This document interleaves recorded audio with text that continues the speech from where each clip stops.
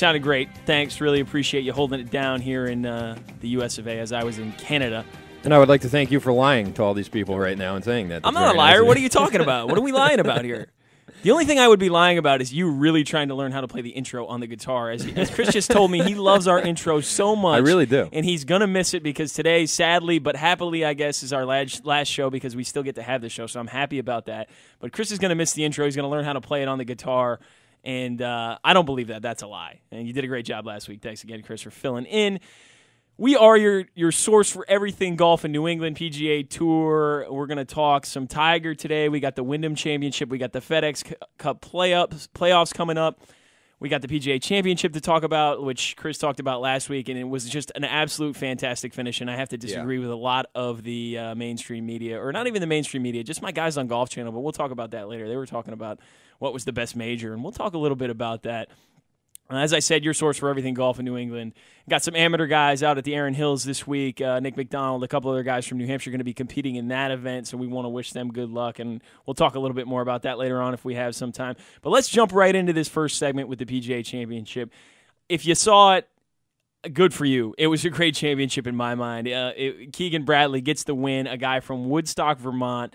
Dad is a teaching pro now in Jackson Hole, Wyoming, which is an interesting place. Chris, you ever been out there to Jackson Hole? I've driven past it, but I've never stopped. Yeah, great fishing, great hunting. Yeah. I assume great golf, too. I don't know much about it, but it sounds like a really interesting place. Very pretty part of the country. So I've heard. I've never really been out there. Would love to go. So if Keegan Bradley's dad is listening right now, hey, invite me out. I'd love to play a few rounds with you. Keegan's dad was also the head pro at Woodstock Country Club, an inn up there, which is a great golf course. Another course that I've never played. Hope to play it someday. But that's where Keegan grew up, was a skier, was a golfer. Actually, interestingly enough, in the interview after the PGA, one of the things he said was he thought that being a skier in the wintertime and taking that time off from golf actually benefited him, which I thought was really interesting. I bet I could really see that, actually, because of the leg strength you have to do when skiing. Yeah, the balance. The balance and the weight, all the rest of it, the distribution, that could directly help. Core strength, all those good things. Obviously, we know Keegan is also related to Pat Bradley, Hall of Famer, great player.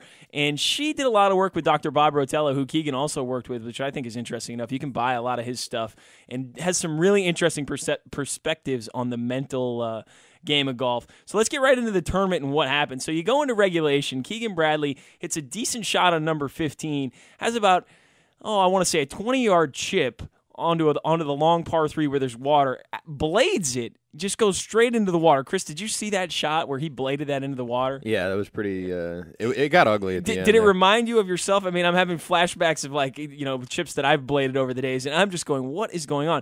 The interesting thing about that part is he blades it over the green into the water. He's got to go back to the ball drop, which is about 100 yards away, or he's got to chip it from the same spot. He elects to go back to the ball drop, which is 100 yards away, which I think is interesting. You're 20 feet, you're 20 feet to the left of the green, and then you have to go back to the ball drop. Anyway, hits a decent wedge in there, misses the putt, makes 6, and at that point you're saying, wow, he's in some serious trouble now.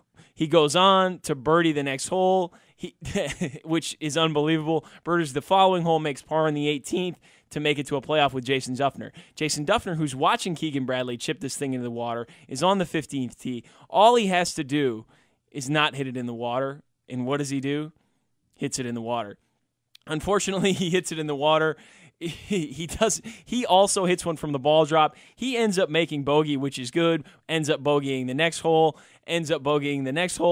Next thing you know, these two are tied. He makes par in the 18th. They're going into a playoff. Jason Duffner, as we should mention, is from Cleveland, Ohio. He went to Auburn. He's not a long hitter, averages about 280 off the tee. Pretty solid putter. Got a really good short game and just looks like a guy that you just want to hang out with for sure. Chris was talking about that. We were talking a little bit about it. Sure, just looks like an interesting guy and definitely somebody that you would not anticipate to contend in a major just because of the way he plays the game. Doesn't hit it long. I mean, 280 off the tee by PGA Tour standards is nothing for the mere mortals out there like us.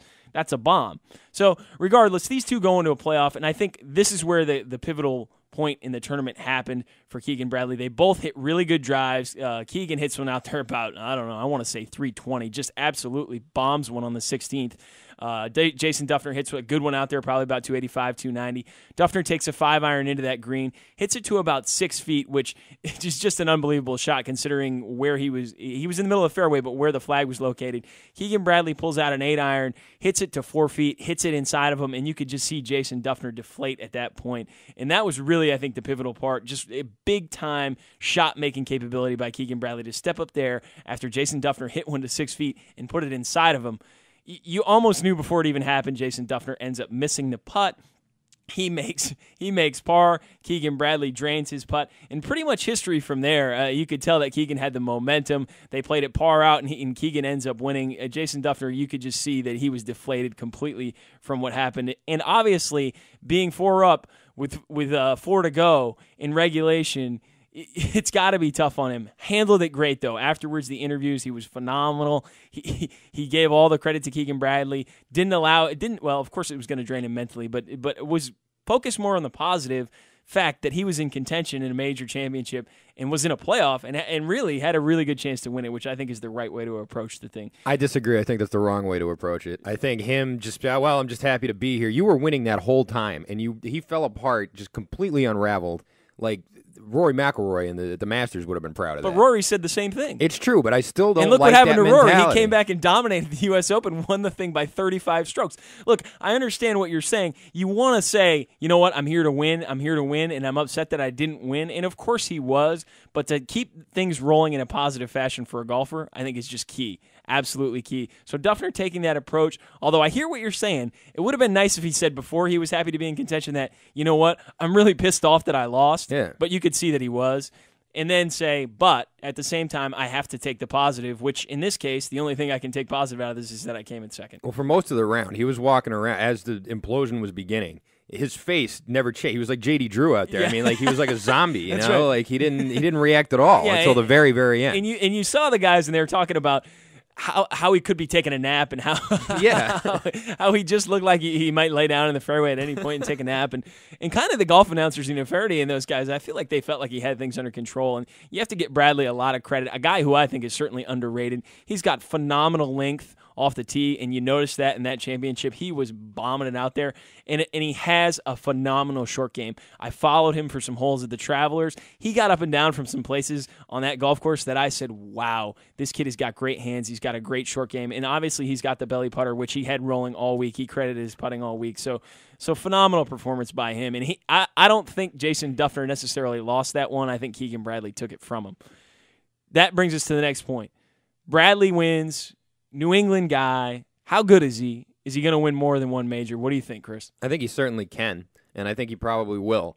But it's becoming so who's who these days with the week to week. Right. There's been hardly any consistency whatsoever. So I want to see the guy do well. I think he's good enough to go and keep winning, but it seems like a sucker's bet to assume anybody's going to keep like coming back and performing well. It really is right now, and you said it. It's so who's who in golf right now. Who's going to win the next tournament? Nobody knows. You could pick any one of those guys in the field to win the tournament. Keegan Bradley, a PGA Tour rookie, first guy, or one of two guys, Francis Ouimet and one other, won in their rookie year, run a major in their rookie year, which is just phenomenal. The kid's got phenomenal game, got a great personality. He goes on the Wanamaker Picture Tour. If you follow him on Twitter, hilarious pictures with the Wanamaker Trophy, one with a Boston Red Sox hat on, I might add, which is phenomenal for all the Red Sox fans Very out there, cool. which is great. So, but a guy that I'd love to see win more, he's definitely got the game. I think he will. If he continues to breed confidence, and obviously winning major championships as a rookie breeds confidence. Interesting story, too. A guy that came from the Nationwide Tour was just out of a van trying to survive 2 years ago, just going from tournament to tournament on the Nationwide Tour, just scraping by. 2 years later, he's hoisting the trophy. I mean, he's drinking Stella out of the trophy this week. So great story, great kid, good for him. Jason Duffner, another guy who got to gain confidence from this. He hits it ultra straight, not ultra long, but he's somebody that's going to be able to win, I think, on the PGA Tour as well. So congrats to both of those guys, even though Duffner lost. I think they'll have a big big chance at winning in the future on the PGA Tour as well as in major championships. So that brings us to the next question I got for you, Chris. What was the best major? And this is the one where I have to disagree with the Golf Channel guys, and I'll get to my point a little bit later on. But you had the Masters with a bunch of guys in it coming down the stretch, arguably 10 guys that could have won. Charles Schwartzer goes on to birdie the last 4 to win the thing. You got Jason Day in there. You had Adam Scott in there. You had Tiger in there briefly. When Tiger started making that charge, people were going, oh, no, he's back, which we'll talk about Tiger in the second segment, too. Then you got the U.S. Open where Rory just puts on an unbelievable display of golf where he just pretty much blows away the field. And you got the British Open where Darren Clark gets his first major. Dustin Johnson hits that 4-iron out of bounds. Dustin, what were you thinking? Oh, and then pretty much Darren cruises to victory, but nice to see him get a win. And now you've got the PGA where you got Keegan Bradley, not an unknown, but somebody who would never be expected to win the PGA Championship. I'm sure there was no wagers placed on him in Vegas. And Jason Duffner, another guy, I'm sure nobody bet on him in Vegas, in a playoff to win. You got those 4. What do you think's the best? Well, in terms of overall watchability, Bud Light's got drinkability. For the watchability of the actual tournament, I'd say the Masters was the best because that was the most contention. There was more people in the hunt towards the end. But my favorite one, and this is just personally me, was Darren Clark at the British. I really liked watching Darren Clark play. I liked the interactions with his caddy. I liked Dustin Johnson chasing him around. I thought that was just, for me, that was the most entertaining. And you had Phil in the mix there in the morning. We were on the air. Too, Phil made a little bit of a run, and that was interesting. And, so are you going, is that British Open or is that Masters? Which one are you going? You want British Open? I'll stick with British because I don't think anyone else is going to say all right, good. I'm glad because those guys on Golf Channel, and those are my guys, and the Morning Drive guys, I love watching them. They do a great job, no doubt about it. But they went with the Masters hands down, and I just don't see how that's the case. Charles Schwartzel had that thing locked up. You knew that he was going to win the tournament. Yeah, guys were in the mix, but as soon as he started dropping birdies, there was no chance of a playoff. You knew that it was over. I think it was very, very predictable. I got to go with the PGA this past week. I think it was unbelievable. Two not unknowns, but 2 guys that you would never expect to be in that position are in that position, watching them having to deal with the pressure. And to go to a playoff? I mean, you're going to a playoff in a major championship. Playoff? Yeah, we talking about playoffs here? and you think you have to think about the pressure that was placed on these guys and how unbelievably overwhelmed they must have felt, and they were still able to play really good golf in that situation. I mean, those 16, 17, 18 at Atlanta were not easy holes. If you look at the stats, it was unbelievable how many bogeys, doubles, and others were made on those holes, and they have to go back and play those. So I think that one, for me, takes the cake.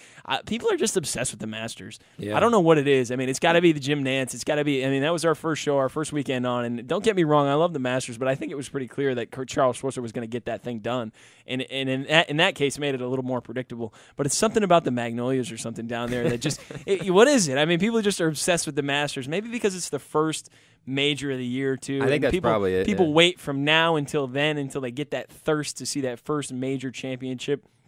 And the allure of the place and the accessibility is very limited there, so maybe that's what it is. But I gotta disagree with the people there. You gotta go with Keegan Bradley, a New England guy, and like I said, follow him on Twitter. Got some great pictures with the Wanamaker Trophy going around.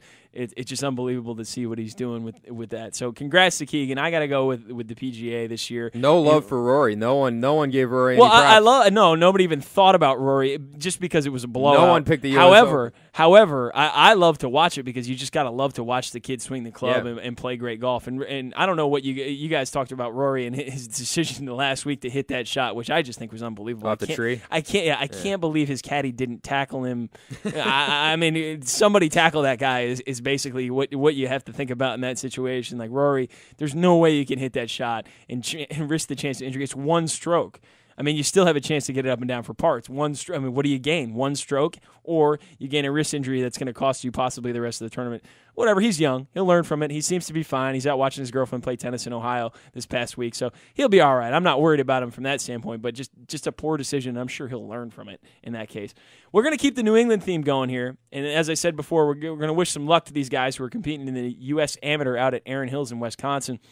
They're going to be 2 days of stroke play out there, and then they move on to match play Wednesday, which will be televised by Golf Channel. So hopefully one of these New Hampshire guys can make it through to that. It'd be great to see one of them on TV. You got Nick McDonald out there from Hanover Country Club, a guy that we've had on the show, a guy that's from Lebanon, New Hampshire, and he's got a ton of game. Obviously, he's got a ton of game. He's out there competing against Patrick Cantlay, Peter Uline, Jordan Spieth, are all playing in this tournament. Then you got James Pleat, a guy who competed in the New Hampshire Amateur from Nashua, also a Dartmouth player, going to be out there. Chelsea Barrett, who made it to the finals of the juniors. He's out there playing. And then Peter Williamson, also from Hanover Country Club, all out there at the USAM at Erin Hills. So we want to wish all those guys luck. Hopefully they make it to match play, which will be covered by Golf Channel on Tuesday. You can check the website out to see how they do in stroke play. But if they do, they'll be televised from 2 to 4 on Wednesday. So watch out for that. You get a chance to see some New Hampshire talent out there, which I don't think a lot of people in the country would say there's 4 guys from New Hampshire. I mean, doesn't it snow up there year-round? How are these guys this good at golf? So good for those guys. Good luck to them. When we come back, we're going to talk about the guy that everybody wants to hear about in the world of golf, and we all know who that is, Tiger Woods. We're going to break down his career. We're going to break down his performance this past year, and obviously we're going to talk about what he should be doing in the future right here on WGAM. Dedicated to covering the